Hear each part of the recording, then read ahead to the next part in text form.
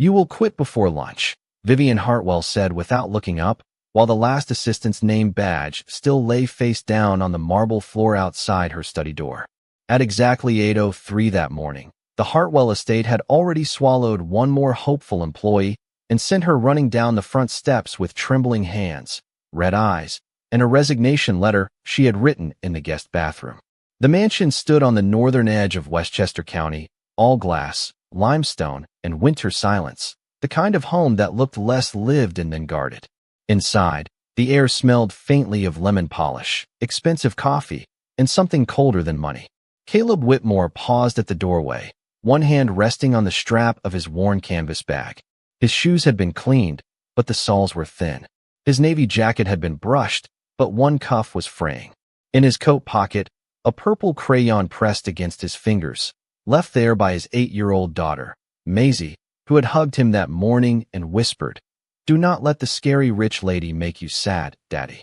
Across the room, Vivian Hartwell sat in a black wheelchair beside a desk wide enough to hold the fate of a company. She was 35, beautiful in a way that made people straighten their posture, with pale blonde hair pulled back smoothly and gray eyes sharp enough to cut through excuses. The world knew her as the founder and chief executive officer of Hartwell Robotics, the woman who had built surgical machines that could steady a doctor's hand better than prayer. But the world did not see her now, wrapped in an ivory sweater, one hand resting stiffly on the arm of her wheelchair, the other tapping a silver pen against a stack of files she had no intention of reading. Mrs. Eleanor Price, the house manager, stood behind Caleb with the tired patience of someone who had watched too many good people leave. "Miss Hartwell," she said softly, "this is Caleb Whitmore, from the agency." Vivian finally lifted her eyes. One glance. That was all she gave him. "He looks exhausted." Caleb did not flinch. "I have a daughter." Exhausted is part of the uniform. Mrs. Price looked down to hide the smallest smile. Vivian did not smile. "Do you know why the position is open, Mr. Whitmore?" "I was told you need assistance with scheduling, mobility support, correspondence, medication reminders, and daily executive operations." "That is what the agency says because the agency enjoys lying politely." Vivian rolled closer to the desk, the quiet sound of her chair crossing the polished floor filling the room. "The truth is simpler. No assistant has lasted a full day in this house. One cried before breakfast. One called me cruel before 10. One tried to pray over me." Her mouth tightened. "I fired him before he reached amen." Caleb's gaze moved briefly to the name badge on the floor, then back to her. "Sounds like a difficult morning." "It is always a difficult morning here." "Then we should probably start with coffee." Vivian stared at him. The room became still in that strange way rooms do when pride meets something it cannot easily name. She leaned back, offended not by his words, but by his calm. "You think this is charming?" "No, ma'am. I think caffeine helps people make better threats." Mrs. Price inhaled sharply. Vivian's pen stopped tapping. For one second, the great Vivian Hartwell looked almost surprised. Then the ice returned. "I do not need humor. I need competence." Caleb nodded. "Then tell me what needs doing first." "Lunch. Lunch. You heard me. Wild mushroom risotto from Bellamy's in Manhattan. Fresh. Not reheated. Not delivered cold. I want it here by noon." Mrs. Price looked pained. "Miss Hartwell, Bellamy's is over 30 miles away, and they do not open until 11:30. Vivian's eyes stayed on Caleb. "Problem?" Caleb checked the clock above the fireplace, then adjusted the strap of his bag. "No, but if I am going to quit before lunch, I should probably make lunch first." Silence fell so quickly even the old grandfather clock seemed to hesitate. Vivian's face did not soften, but something moved behind her eyes, a flicker, small and dangerous, like a candle refusing to admit it had been seen. Caleb stepped fully into the room, picked up the fallen name badge from the floor, and placed it neatly on the side table. Not because anyone asked him to, not because he wanted credit, but because some things, even small things, deserved not to be left face down. Vivian watched the gesture with suspicion. She had seen pity before. She had seen fear.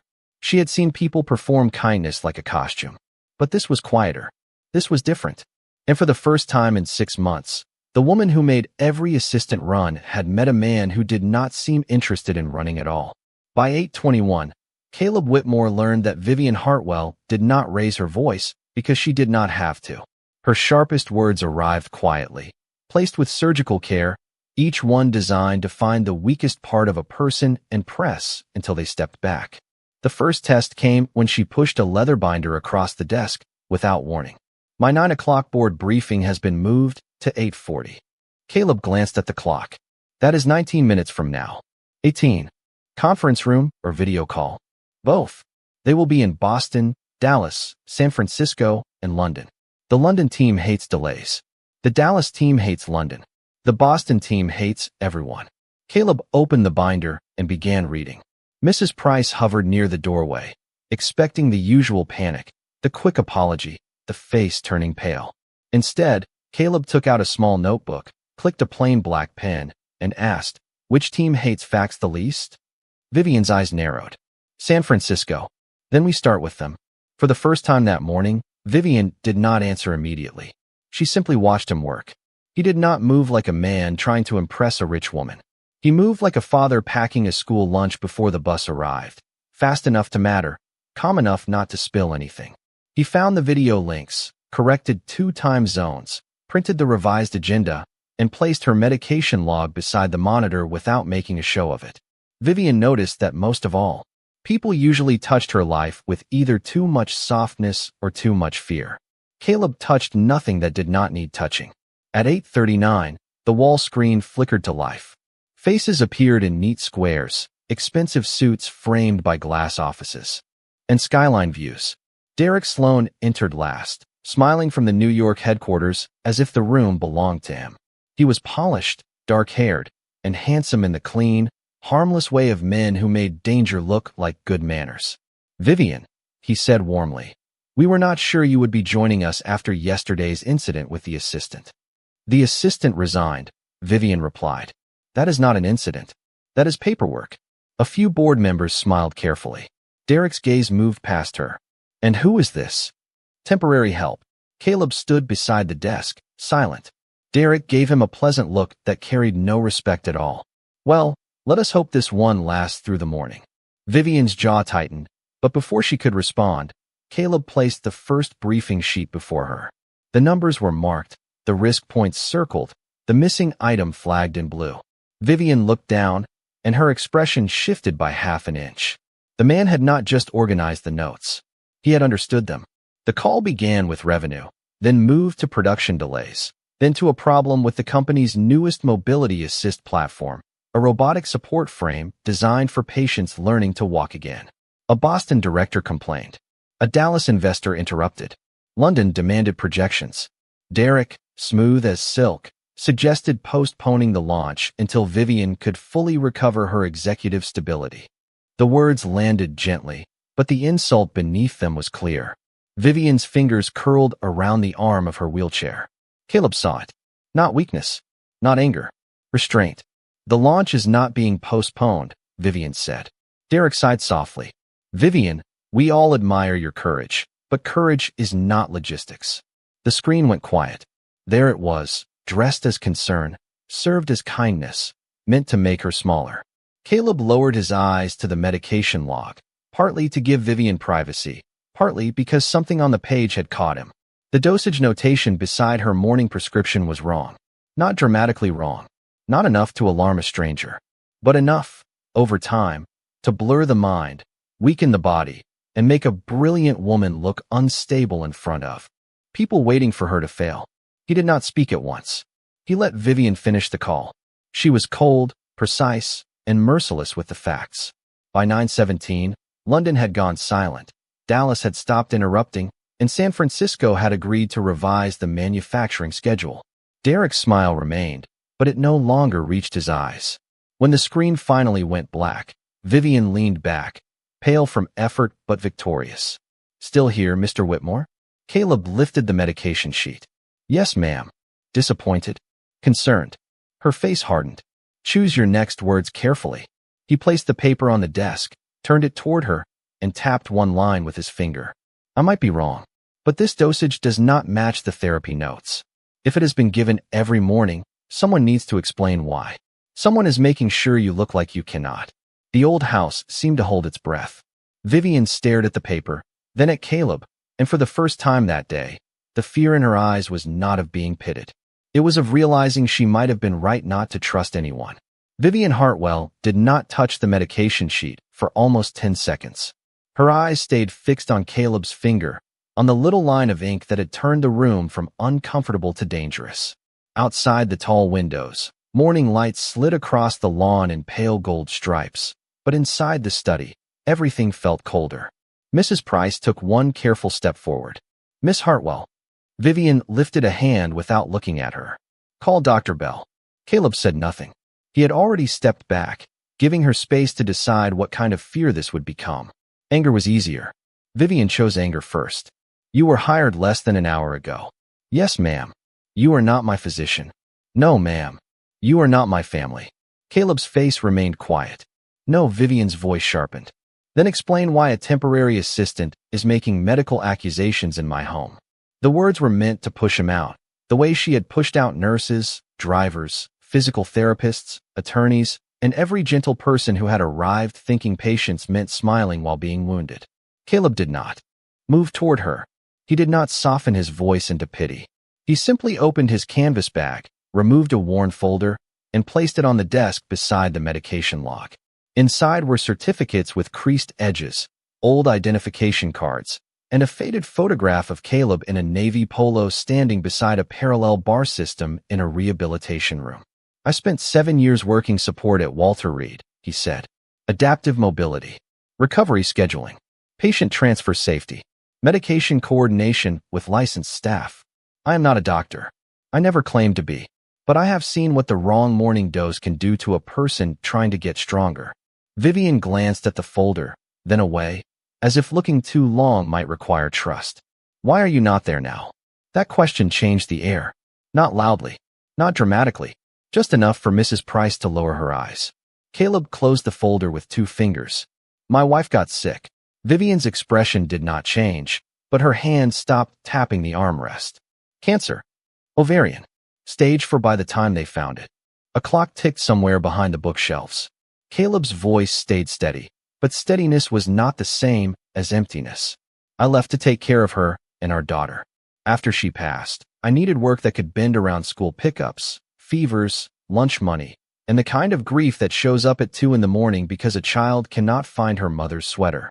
For once, Vivian had no cutting reply prepared. Caleb looked toward the window, where a black car was pulling into the circular drive. "That should be your doctor." Vivian turned sharply. "How did you know?" "You told Mrs. Price to call him. People like Dr. Bell do not keep patients like you waiting." "People like me?" "Important. Expensive. Surrounded." The word did not flatter her. It landed like a diagnosis. Minutes later, Dr. Graham Bell entered with a leather medical bag and a smile polished enough for boardrooms. He was in his late 50s, silver-haired, smooth-voiced, and just offended enough before anyone accused him of anything. "Vivian," Eleanor said there was some confusion. Vivian held up the medication sheet. "Is this dose?" "Correct." Dr. Bell glanced at it too quickly. "Of course." Caleb watched him. "For her current therapy plan?" The doctor's smile thinned. "And you are?" "Caleb Whitmore, the new assistant." "Yes, sir." "Then perhaps assist by not alarming my patient with half knowledge." Vivian's eyes moved between them. Dr. Bell stepped closer, voice warm, almost fatherly. "Vivian, setbacks are normal. Fatigue is normal. Irritability is normal." Caleb said quietly. "Confusion before noon is not normal when the rehab notes say her strength scores improved last month." Dr. Bell turned. "Those notes are private. They were in the binder Miss Hartwell gave me for scheduling." The room tightened. Vivian reached for the binder, opened it with stiff hands, and found the page Caleb had marked in blue. Her therapy numbers had improved 3 weeks ago, then suddenly declined after a medication adjustment signed by Dr. Bell and approved through Derek Sloan's office. Not proof. Not yet. But enough to make silence heavy. Dr. Bell cleared his throat. "Vivian, you are under tremendous pressure. I think it would be wise to rest before making executive decisions." Vivian slowly looked up. There was pain in her face, yes, and fear, too. But beneath both was the woman who had built a billion-dollar company from a rented lab and a maxed-out credit card. "No," she said. Dr. Bell blinked.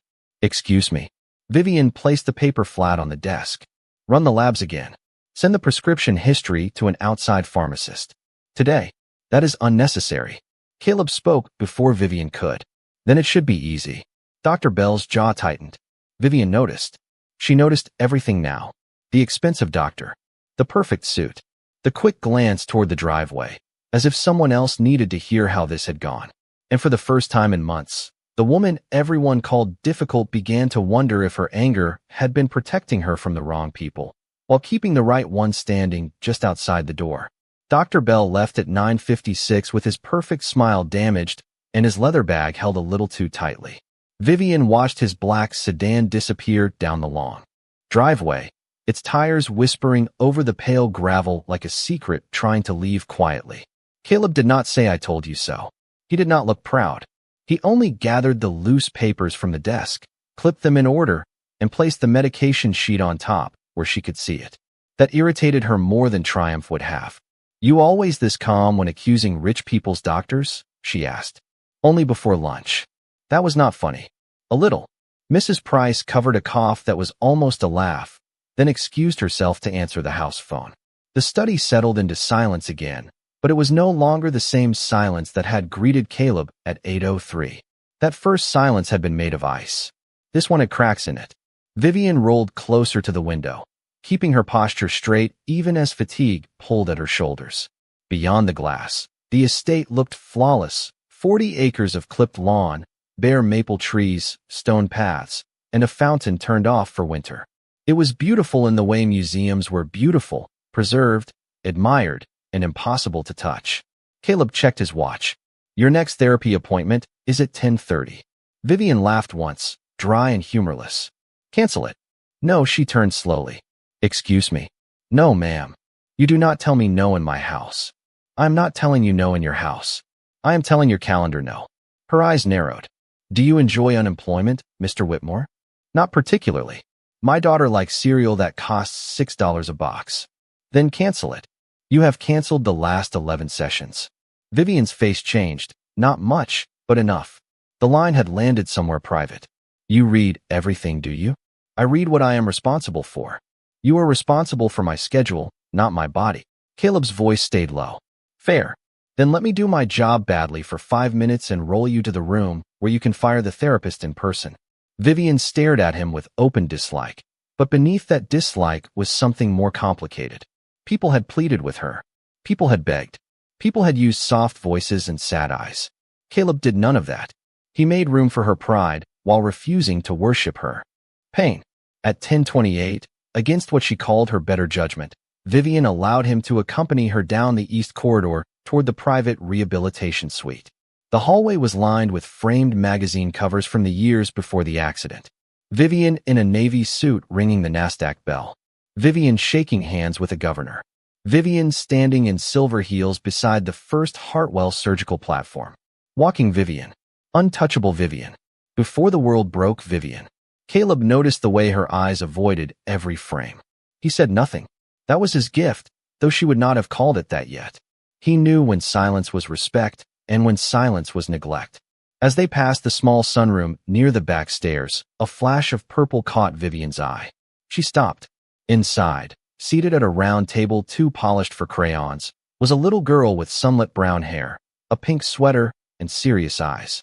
Maisie Whitmore looked up from her drawing as if she had been caught trespassing in a church. Caleb's face tightened. "Maisie." Vivian's voice dropped.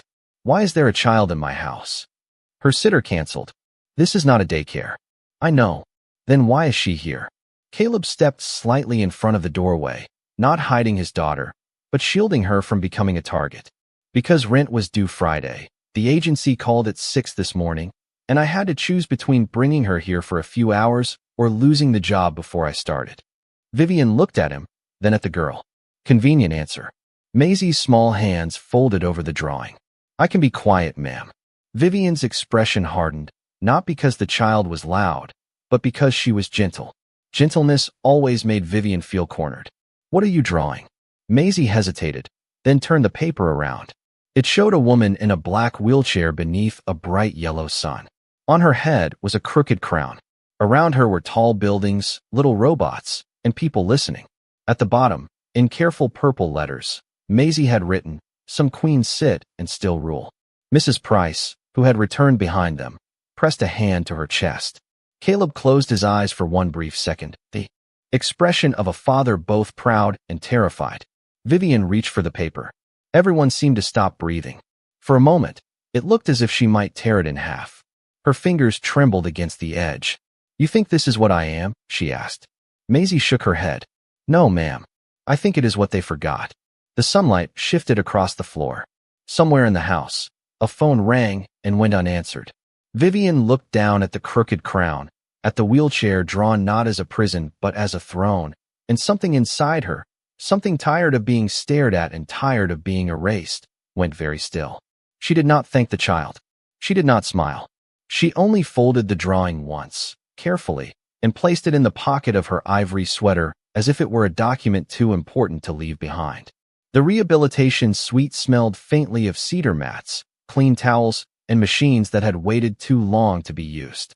Vivian stopped just inside the doorway, her hand tightening around the folded drawing in her sweater pocket, as if Maisie's crooked crown had become both comfort and accusation. Parallel bars stood near the wide windows. Resistance bands hung in careful colors along the wall. A treadmill with side supports faced a screen that had been dark for weeks. Everything in the room was expensive. None of it had been enough to make her return. Caleb parked himself near the door, not behind her chair, not over her shoulder, just close enough to help and far enough away to remind her the choice was still hers. The therapist, a woman named Nora Delaney, looked shocked to see Vivian arrive.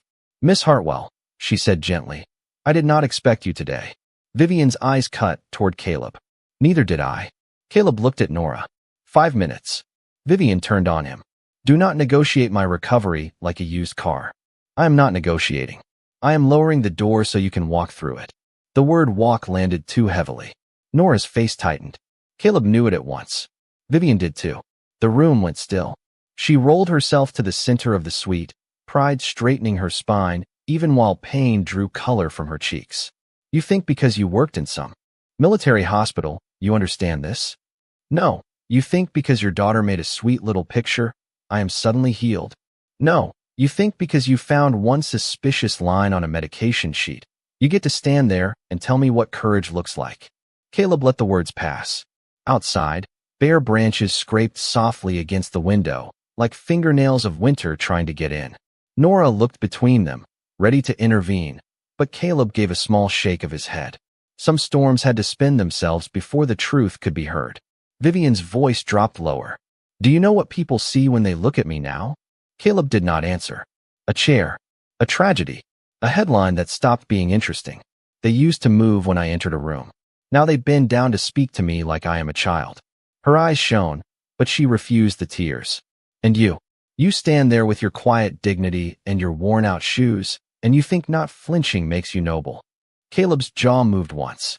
"No, ma'am." "Then what does it make you?" "Experienced." That stopped her.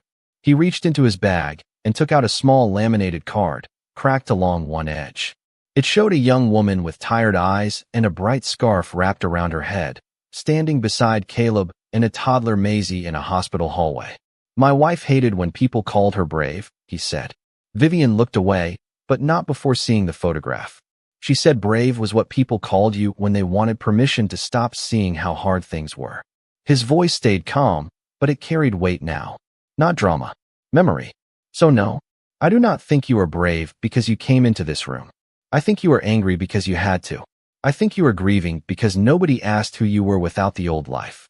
And I think you have been testing people because if they leave, at least you get to call it proof instead of loss." Vivian's face went pale. Nora lowered her eyes.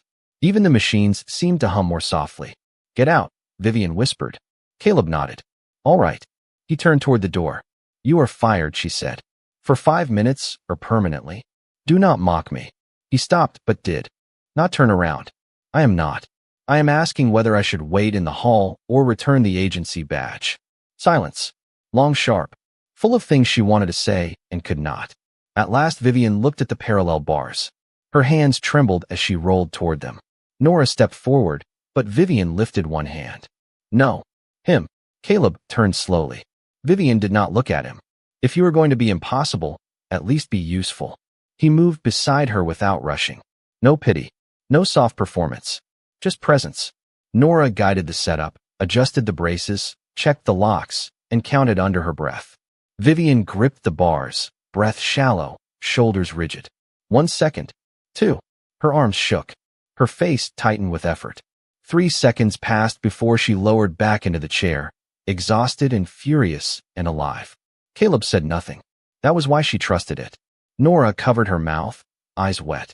Vivian stared at the floor, breathing hard. No one hears about this. Caleb nodded. Then it belongs to you. Vivian looked at him, and for the first time, the sharpness in her eyes did not feel like a blade.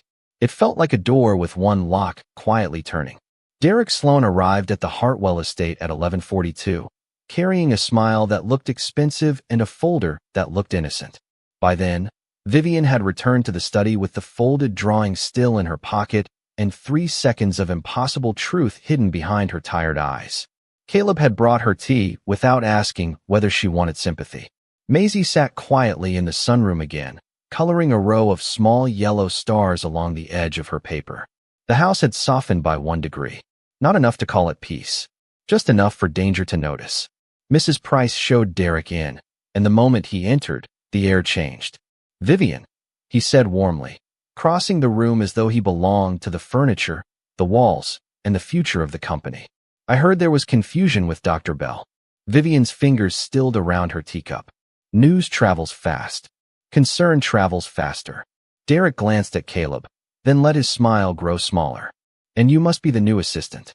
Caleb stood beside the desk. Caleb Whitmore. Yes, I know. That was the first mistake. Caleb did not react, but Vivian heard it. He knew. Not guessed. Not assumed. Knew. Derek placed his folder on the desk and turned his attention back to Vivian. The board is anxious. The launch timeline, your canceled therapy, yesterday's resignation, and now this accusation against a respected physician. People are beginning to wonder whether you are being influenced by someone who does not understand the scale of what is at stake. Vivian's mouth curved without warmth. How generous of people to worry about my mind after ignoring my company. Derek lowered his voice. This is not about control. It is always about control with men who say it is not about control. Caleb looked down to hide the faintest breath of approval. Derek noticed anyway. His eyes sharpened. Mr. Whitmore, would you give us the room? Caleb looked to Vivian, not Derek. That small act of respect landed harder than any argument. Vivian set down her cup. He stays. Derek's jaw tightened for less than a second, then relaxed into polish again. Of course. He opened the folder and slid out a document. Then I will be direct. The board is requesting a temporary executive authority review. Nothing public. Nothing hostile. A precaution. Vivian read the first page. Her face did not change, but the color drained from her lips. Caleb saw the phrase repeated twice. Cognitive reliability concerns. Derek spoke gently, almost kindly. You know I have protected you as long as I can. Protected me? From speculation. From investors. From people who do not understand what recovery does to judgment. Vivian looked at him. Recovery has not damaged my judgment. Derek's eyes flicked to Caleb. Then perhaps loneliness has. The words were soft. That made them crueler. The study went quiet. Outside the doorway, Maisie's crayons stopped moving. She had heard enough to know when an adult was using kindness as a knife. Caleb stepped forward 1 pace, then stopped himself. Vivian did not need a man speaking over her. She needed a witness who believed she still had a voice. Derek reached into his coat and removed a check, already written. He placed it near Caleb's hand. $10,000. For your time. For your discretion. The agency will be told you performed well. No shame in leaving before this becomes unpleasant. Caleb looked at the check. Then at Derek. That is a lot of cereal. Vivian turned toward him sharply, unsure whether to be hurt or angry. Caleb picked up the check, folded it once, and slid it back across the desk. But my daughter would choke on money earned that way. Derek's smile vanished. Everyone has a price. Caleb's voice was quiet. Not everyone has a soul for sale. For the first time since he arrived, Derek looked less like a chief operating officer and more like a man whose timetable had been disturbed. He gathered the papers with controlled hands. Vivian, be careful. People who come from nothing often mistake proximity for belonging.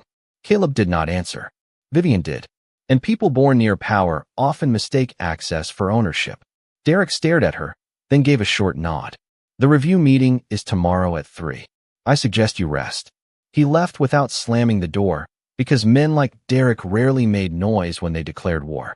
The front door closed below. The house exhaled. Vivian sat very still, one hand over the folded drawing in her pocket. Caleb reached for the folder Derek had left behind, but Vivian stopped him. Do not. Her voice was thin now. If I look at it, it becomes real. From the hallway came a small voice. Sometimes drawings make scary things smaller.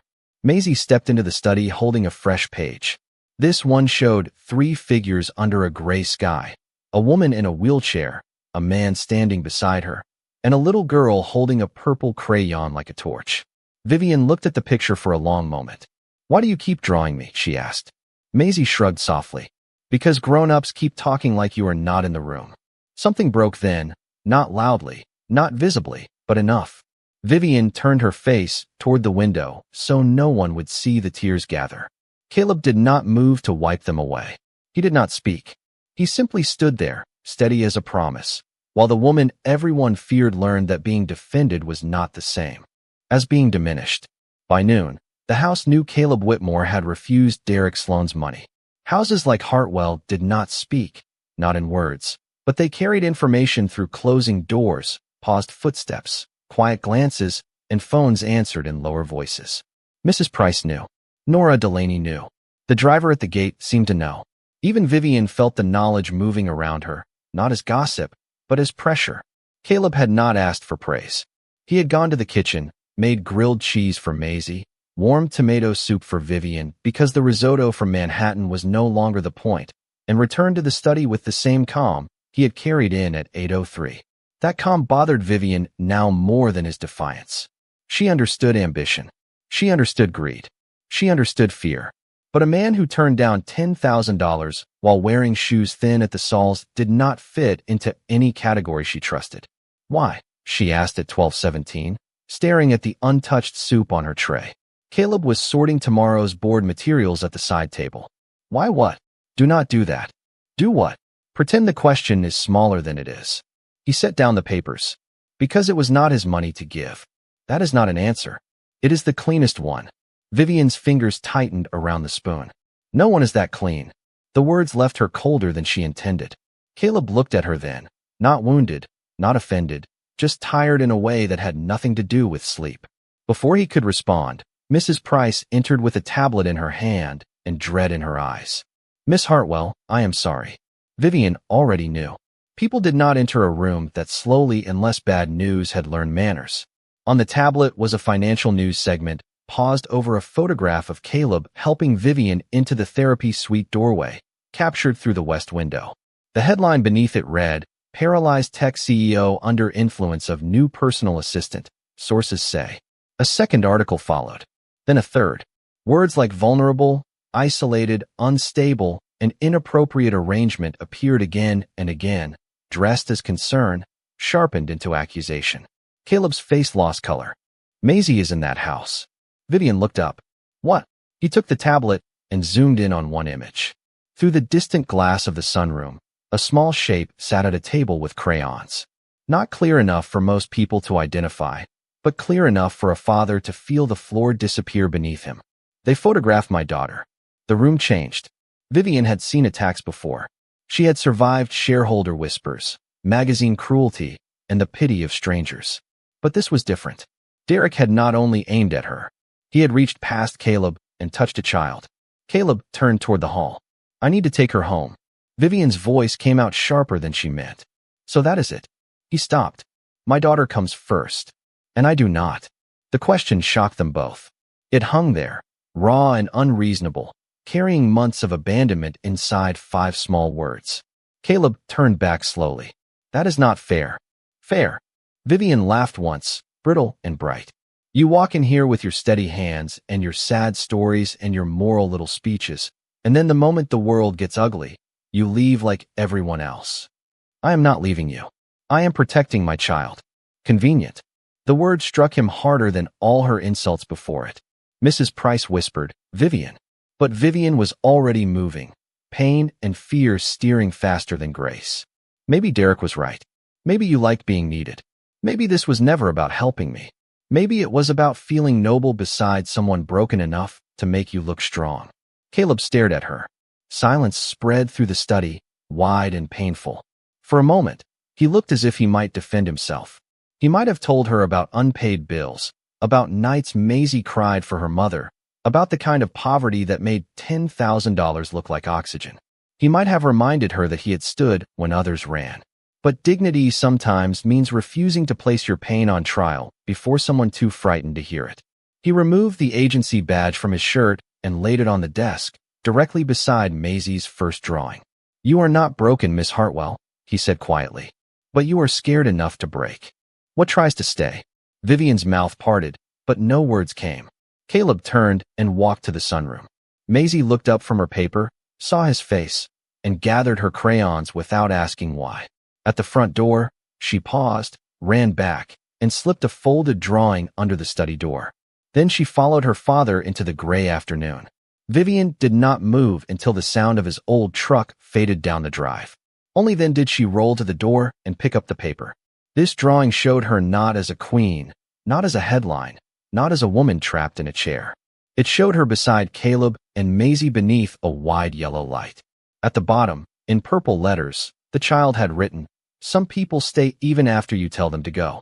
The next afternoon at 2:58, Vivian Hartwell sat at the head of the glass conference table on the 42nd floor of Hartwell Robotics. With Maisie's folded drawing hidden beneath her hand like a prayer she was too proud to say aloud. The city stretched beyond the windows in silver towers and winter light, but inside the boardroom, everything had the clean, cold shine of a place where mercy needed an appointment. 12 directors sat around the table. 3 legal advisors stood near the wall. 2 public relations consultants whispered beside a tray of untouched coffee. Derek Sloan stood at the far end with his jacket buttoned, his documents stacked, and his expression arranged into concern. "Vivian," he began, "no one in this room wants to do this." Vivian looked at him. "Then sit down." A few eyes shifted. Derek gave a small, patient smile. This is exactly the kind of response the board has become worried about. He touched a remote, and the screen behind him lit up with medical notes, blurred photographs, a timeline of canceled therapy sessions, and clipped headlines from the night before. Caleb's name appeared once, then again, then next to the words "undue influence." Vivian felt the room watching her chair instead of her face. She had built the company that paid for their suits, their houses, their children's colleges, and still they looked at her as if one accident had turned her mind into property they could vote on. "For the sake of stability," Derek continued, "I recommend temporary executive transfer until Miss Hartwell completes a full psychological and medical review." "Temporary," Vivian said. A gentle word for theft. Derek sighed. "This is not theft. This is stewardship." "No," she said. "This is betrayal with stationery." The boardroom went silent for half a breath. Then one director, an older man from Boston, cleared his throat. "Vivian, we need assurance." Another added, "Investors are nervous." A third would not meet her eyes. Derek softened his voice. "You are tired. You are isolated. You have become dependent on a man you met yesterday morning." Vivian's hand tightened over Maisie's drawing. She wanted Caleb there. That admission hurt more than Derek's accusations. She had sent him away, then punished him for leaving. She had called fear wisdom and cruelty strength. Now the empty space near the door felt larger than the room itself. Derek lifted the final document. "We have the votes." At that moment, the boardroom doors opened. No one announced him. No one invited him. Caleb Whitmore stepped inside wearing the same navy jacket, freshly brushed, with his daughter's purple crayon still tucked in the breast pocket like a tiny flag. Beside him stood Mrs. Eleanor Price, her face pale but steady, and behind them came Nora Delaney carrying a tablet, followed by a quiet woman in a gray suit who placed a digital evidence case on the credenza. Derek's face hardened. "This is a closed meeting." Caleb looked at Vivian first. Not the board. Not Derek. "Vivian." "I know." Vivian's voice was barely above a whisper. "Caleb." He nodded once, not as an apology, not as a victory, but as an answer to a door she had not known how to reopen. Derek stepped forward. "Security will remove you." "They can," Caleb said. "After the board hears what your own systems recorded." The woman in gray connected her device to the screen. My name is Alicia Monroe, independent forensic data analyst. Mrs. Price contacted me last night using backup access credentials assigned before Mr. Sloan took over internal security. Derek turned to Mrs. Price. Eleanor, you are making a terrible mistake. Mrs. Price's voice trembled, but did not break. No, sir. I made the mistake of being quiet too long. The screen changed. First came pharmacy records showing Vivian's medication had been altered through an executive authorization tied to Derek's office. Then access logs from the private gate on the night of Vivian's accident, showing a company vehicle entering the estate garage 46 minutes before she left for the gala. Then emails, recovered from an archived server, where Derek discussed delaying her recovery, forcing a leadership review, and selling Hartwell Robotics' mobility division to a competitor after her removal. The room did not gasp all at once. It fell silent in layers. One director lowered his pen. Another leaned back as if the table had moved beneath him. Derek's perfect face lost its color by inches. Fabricated, he said. Alicia clicked once more. An audio file appeared, pulled from the study's executive recording system, dated the previous morning. Derek's own voice filled the boardroom, calm and unmistakable. Everyone has a price. Caleb stood very still. That was the moment you tried to buy me. Derek looked at the board, then at Vivian, then at Caleb with something close to hatred dressed as disbelief. A broke single dad thinks he can save $1 billion company. Caleb did not raise his voice. He did not step closer. He did not need to. No, I came to save the woman you buried before she was dead. And then the boardroom went so quiet that Vivian could hear her own breathing, not weak, not broken, but alive. For several seconds after Caleb spoke, no one in the boardroom moved. The winter light pressed against the windows. The city below continued as if nothing sacred had happened 42 floors above it, as if a woman had not just been handed back her name in front of the people who were preparing to take it from her. Derek Sloan opened his mouth, but no polished sentence came out. The chairman from Boston removed his glasses. One of the legal advisors whispered into a phone. Alicia Monroe closed the evidence file with a soft click that sounded louder than thunder. Vivian Hartwell looked at Derek, not with rage now, but with something far worse for a man like him. Clarity. You did not think I would survive the chair, she said quietly. Derek swallowed. Vivian, you are emotional. No, she replied. I am precise. Mrs. Price stood behind her, one hand over her heart. Nora Delaney wiped her eyes and did not pretend otherwise. Caleb stayed near the door, close enough to be present, far enough not to claim the victory as his own. That was when Vivian understood the difference between being rescued and being respected. Rescued people are carried out of rooms. Respected people are given space to stand in whatever way they can. The legal team moved quickly after that. Derek was escorted out without drama, without shouting, without the grand collapse he deserved. He looked back once, perhaps expecting Vivian to break, perhaps expecting Caleb to gloat. Neither of them did. The board voted unanimously to suspend Derek and open a full investigation. They apologized in careful corporate language, the kind that sounded expensive and small. Vivian listened, then folded her hands over Maisie's drawing. You do not owe me better statements, she said. You owe every patient waiting for our technology a company that remembers why it exists. The room went quiet again, but this silence was different. It was not pity. It was respect. When the meeting ended, Vivian asked everyone to leave except Caleb, Mrs. Price, Nora, and the little girl waiting outside with a backpack full of crayons. Maisie stepped into the boardroom slowly, looking at the long glass table, the skyline, and Vivian's pale face. Did the scary meeting end? She asked. Vivian breathed out, almost a laugh, almost a sob. Yes. Maisie came closer. Are you still the boss? Vivian looked at the child, then at Caleb. I think today I learned being the boss is not the same as being alone. Caleb lowered his eyes, and in that small movement, Vivian saw the man he had been all along. Not a savior, not a servant, not a poor man reaching for a rich woman's world. A father, a widower, a decent human being who had kept his dignity in rooms designed to strip it away. I was cruel to you, Vivian said. Caleb answered gently.